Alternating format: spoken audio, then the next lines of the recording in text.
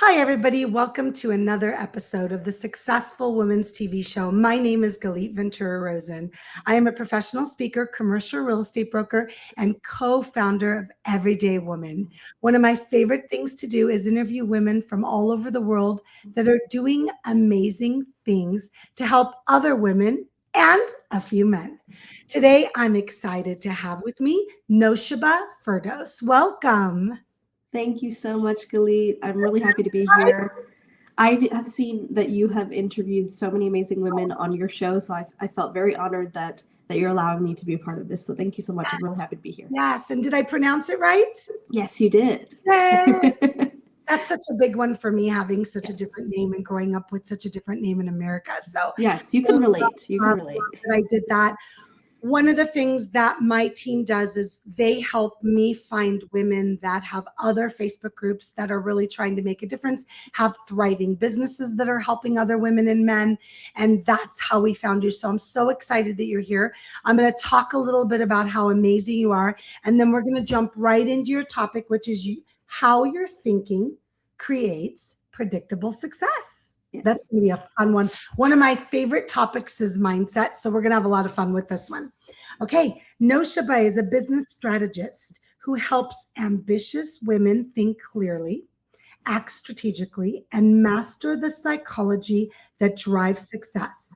She's known for helping entrepreneurs stop being their industry's best kept secret by strengthening their messaging, content, and decision-making so their work gets seen, remembered, and paid for. Perfect. All right, so I'd love to start with that first thing that we should all be doing to understand how our thinking is so connected to success. So I think the very first piece of that, I love that question, Galit, is the self-awareness piece, is understanding that whatever we have in life or whatever we are trying to create really is born from our thoughts first. So I think a lot of folks they like to start with actions, and they create these huge goals, and they're like, okay, so I'm gonna wake up at 5 a.m. I'm gonna go to the gym, and I'm just gonna power through it and just trudge through it, and then are surprised when that doesn't compound into the results they're looking for. When really it's not starting with action first. It's starting with, how can I shape my thoughts first, change and break up the pattern that is in there, that has been there for 20, 30, 40, 50, 60 years, however long you've been, blessed to be alive, breaking up those thoughts first, changing them. That then changes your behavior. That then moves into different actions. And if you move through those actions consistently, that is how you get bigger, better results that you're looking for. So I would say the self-awareness piece is huge. It's exactly why I wanted to do this talk for your audience, because if you don't start there, everything else becomes so difficult. It really is the foundation. I agree. And one of my favorite things, my first book is called The Successful Woman's Mindset. That's why this is called the Successful Women's TV show. And my next book that'll be published in the next month is called The $1 Million Mindset for Women. So you can see that for me, it's such a big piece of success. And one of the things I always say is, I can teach you all day long how to be successful, but if your mindset is not set and is not taught and known how to accept that and continue with it, it doesn't matter, because you'll never use the tools. So exactly. Let's talk about this real quick, and I'd love to hear more of your tips. I have to tell you that many, many times with past clients, because I do business coaching, I will teach, and they'll take another course, and they'll take another, they'll get another coach, and they'll take another course, and I call them almost like a professional student, but then they're not implementing the things that they learned because of, how would you fill that in? What would your guess be that they're learning and spending all this money, but now they're not taking the time to implement it? Oh gosh, I love that so much. So Galit, I did mention to you earlier that I'm working on a book that really combines business and success psychology together. And you'll hear a lot of behavioral psychology in that book, or read a lot about it in that book.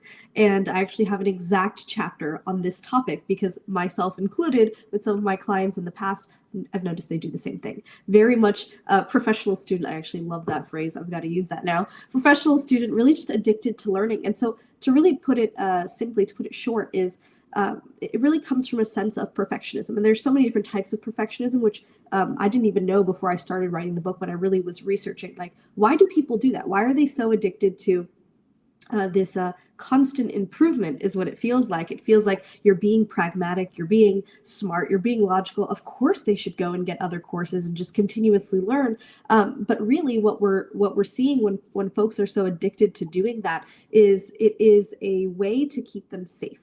It protects them from perceived failure, which I'll talk about with you today. Is you think that the constant addiction to learning is going to protect you from messing up, having a bad lunch, having a bad social media post, when in reality, you are actually self-sabotaging by not taking action and consistently staying in that learning mode, when really the faster you can get to implementation and action mode, the quicker you'll actually see results. So yeah. So some of the words you used were perfectionism and then self-sabotage. And it's so interesting because you and I are so aligned. So much of that is such a piece of mindset. And I have a master's in marriage and family therapy. And one of the reasons I went back to school at 38 to get my master's degree, and I put in the hours to be able to get my degree in front of clients, was because I was so fascinated at how much our mind works against us instead of for us. And I wanted to take those things that I learned in my degree of learning how to be a therapist to help people change, right, their behavior and their mindset, and implement it into business, right? Because so much of what I do is business. It's like you said, almost like a psychology of business. So I'd love to learn a few more tips for you, how we can successfully take our thinking so that way we can stop self-sabotaging, we can stop focusing on perfectionism, and really get where we want to be. Yeah, absolutely. So I'm working on a book that's called You Were Always Meant to Win. And the reason I titled it that way is because after working with well over 100 clients in the last few years, I've noticed that whether they have been at the $0 just starting level or all the way up to 7 and 8 figures, is that we all have the same mind drama in our heads. It's just your ability to release it faster and work through it faster is what determines your level of success, how fast you get there, and of course, how much success you see and how predictable you can create it. So that the book is entirely about creating predictable success. So I do have a few tips that I definitely want to share with your audience. And what'd you say? Sorry? Please keep going. Yeah. So the first one very much is what we just mentioned about failure. I think that when you're perceiving that failure is coming up, I think the way that we view it is that this is a horrible thing, that we've done something wrong, and that means that you should quit, you should stop. Really, I want folks to understand that failure isn't a stopping point. It isn't a give up, throw in the towel point. It really is a data point.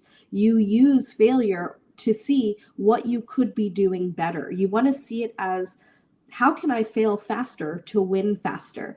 And I talk a lot about winning in the book because the quicker you can make mistakes, the quicker you know what actually works. But if you are constantly sitting in that that learning mode, you don't really know what works. You only have theories in your head.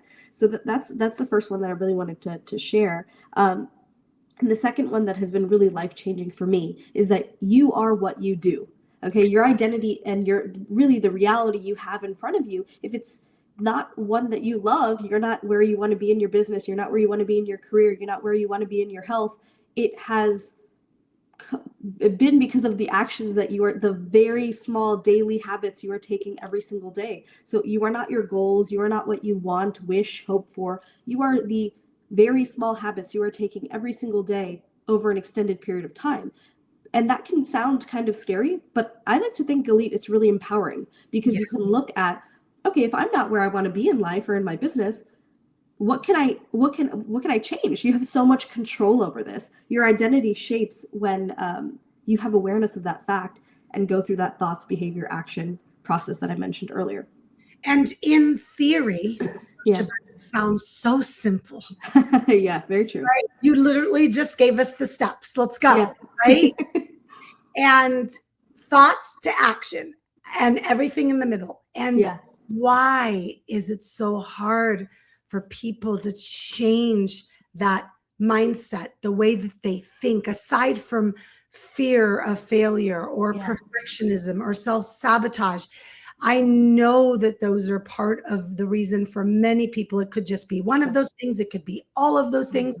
But in theory, when you really have looked at all the research and you've done so much for your book, what is that like if you, I know it's not going to be easy to pinpoint, so I recognize you can do more. What's that underlying thing that many women, because this is a women's show, so we're talking to women. What is that thing? I will give you one. And I think it actually applies to women and the few men that you mentioned too. At the very underlying root is we are all human, right? So we are motivated to survive. We want to fit in. We want to feel normal. We want to feel like we belong. And so sometimes that does mean playing it safe. Even if it's at the detriment of our success and our happiness, we will repeat the exact same patterns that we've known for our entire lives because it keeps us quite literally surviving. You can you didn't die today. You repeat the exact same things tomorrow, even if those habits are making you unhappy and not getting you quicker to the results that you want. So I would say it's definitely a survival instinct that kicks in, which is exactly why our thoughts are the foundation. You gotta pattern interrupt and ask yourself, if I want XYZ in my life, how do I change my thoughts first? It's going to be difficult. I'm not going to ever say that this work is easy overnight, but you start there and you really challenge yourself. Everything can change after that. So you talk about survival mode and what we've always known, and I call it being comfortable. And I know it's literally a little bit the same thing. And please don't think it is, let me know, because I love those conversations. When I hear all of this, the first thing I think of is it's easy to stay in your comfort zone. It's easy, it's comfortable, it's not scary. You don't have as much fear. I'm driving to work the same way every day. I'm doing the same things every day for my job or for my business. And guess what? My heartbeat doesn't go up, and I don't need to worry about feeling uncomfortable. I don't have to worry about the things you said, failing and all of those things. Do you think that has something to do with it? Absolutely. The status quo that you have every day that gets you from point A to point B and surviving does feel comfortable. There isn't as much friction there, right? There isn't, for example, if you want to lose weight, that's definitely a goal for so many people, myself included. You have to ask yourself, well, it's not what am I willing to do? It's what am I willing to give up? Right? That means less couch time. You give that up. Give up junk food. But asking yourself that question is difficult and it is very uncomfortable. What am I willing to give up? Well, we don't really want to do that. As humans, we want to hoard our things and keep it close to our chest and have ourselves feel safe. So I would say it's definitely a bit of comfort and safety, and how those two are almost the same thing when it comes to changing and going after what we want. I agree. I love all of that. What else do you think we should be implementing or taking action? I love when people sit down and they say, okay, from thinking and then all of the behaviors to action. What is that one thing that you would recommend right now to anybody that's listening? This is so tired of living in their comfort zone and knows that they're not going to have something different unless they try something different. I love that so much, because that is part of what I wrote down to talk about with your folks is that I think a lot of us do wait. I've done this so much in my life, for sure. Maybe Galit, you can relate to it as well. But we sort of wait for the perfect moment to do something, right? Whether it's to ask your boss about advocating for yourself for that promotion, or you wait for that time to drop that new offer in your business, or you wait for whatever. You're waiting for this perfect time. When I'm here, I will do this. When I feel better about it, then I'll do this. When I feel confident about it, that's an entirely different topic, then I'll go do it. But what I really want people to understand is that to really create the life that you want and to create this predictable success in your life, you have to start understanding that your confidence comes from you taking the action, not the other way around. That was life-changing for me when I learned that. You can do it uncomfortable. You can do it scared. You can do it feeling lazy. It doesn't matter, but just go do it. Even if it's a small action today, you are pattern interrupting what you have up there, and you're proving to yourself, this is the highest thing you could do, is you're showing yourself self-trust. You're showing that I can do difficult things even when I don't feel motivated, even when I'm not happy, even when I'm feeling lazy or upset. I still trust myself to go do the difficult thing anyway. And it is in those moments where you are showing up, not when it's easy. It's easy to show up when it's easy, right? Yes, It's I doing always it in the say that. difficult, always is, right? But that doesn't move the needle. It's showing up when it's difficult that helps you realize, oh, I'm good at this. Okay, I can learn. I can get better. I can become proficient. I can become a master at this. So my advice to folks listening is to ask yourself what your goal is, and what is one small thing you could do today. You're probably not ready today, and you're not feeling confident about it today. Do it anyway, one tiny piece, and see how you feel after doing it. It's interesting because so many of us that are in this online space have become comfortable with the uncomfortable. Yes. And we've Have to. recognized that the only way we're going to continue to grow, we're going to continue to succeed, we're going to continue to make a difference is recognizing that the heartbeat's going to go up a little bit today because I'm doing something that's not so comfortable. But this is, like you said, moving the needle to what I want. And what I want is something different than what I have today. And that could be more time with your family. That could be working out more consistently. That could be going on vacation. That could be making more money. That could be anything in between. Writing your first book, speaking on stage, starting your own business. It doesn't matter what it is, ladies. It could even be something as simple as you want an hour a day just to yourself. Right. So I love everything you've shared. I appreciate you so much. It's so great meeting you. Naowshaba, where are you joining us from? I'm in Washington, D.C. Yeah. I just remembered. You told me at the beginning. Yes, East Coast. Right? Really a lot of pollen around, so excuse the voice, everyone. I don't normally sound like this, but it's not any better in Vegas. You would think it is, but it's not. The only difference is it's nice and warm here. We're in our 70s. Yeah, so we're just miserably cold and also sneezing. Yes. But I appreciate you coming on and really sharing with us how your thinking creates predictable success. Can you share a little bit about what you do, how you help your clients, how everyone can get a hold of you? Yes, absolutely. So what I essentially do is I help clients craft a social media marketing strategy that doesn't forget human behavioral psychology at every step of the way, from content to sales to the way you grow your audience. And I've been really blessed to be able to help clients at every level, every stage, from beginner to really, really advanced, because we all go through this, all through these mindset issues that we talked about today. And so what I really enjoy doing is helping them craft a social media marketing strategy that helps them get seen and remembered and paid, because we're in the noisiest online space we have ever seen, especially with so much AI content being pushed out too. People are craving authentic, real, honest, and human, so I've been teaching clients for years that showing up unapologetically as yourself, which I talk about quite a bit in the book, is exactly what brings the right people towards you. And it can feel scary to do that because online we definitely have a spotlight on us, but it is being and embracing exactly who you are, your story, your skills, your experience, your past, that really helps bring the right people forward and allows you to grow your business in a way that you want to. So the best way to get in touch with me is to join my Facebook group that Galit mentioned earlier, Thriving Female Entrepreneurs. Again. Yes, Thriving Female Entrepreneurs. I'd love to see you guys in there. Thriving Female Entrepreneurs. Yes. A little slower listening and not watching. Sorry, maybe I'm talking too fast. But no, you're okay. Thriving Female Entrepreneurs on Facebook. Yes, on Facebook. We just passed over 31,000 members. Would love to see you in there. We're doing amazing things in there. There are constantly women making friends, referrals, networking, and of course, finding your own clients in there is always a possibility in there. And so I'm working on my book, so stay tuned for that. That is called "You Were Always Meant to Win." Are you on social media as your full name, or how do people find you? Instagram, LinkedIn, Facebook, aside from the group? Yes, aside from the group, the best way to find me is on Facebook, and you'll see my profile there with my full name, and on Instagram with just my first name. And then I'm all the other places too, like TikTok and YouTube and all that stuff. I do have a podcast and all that good stuff. I'm not super on LinkedIn, but all the other spots, feel free to connect with me there.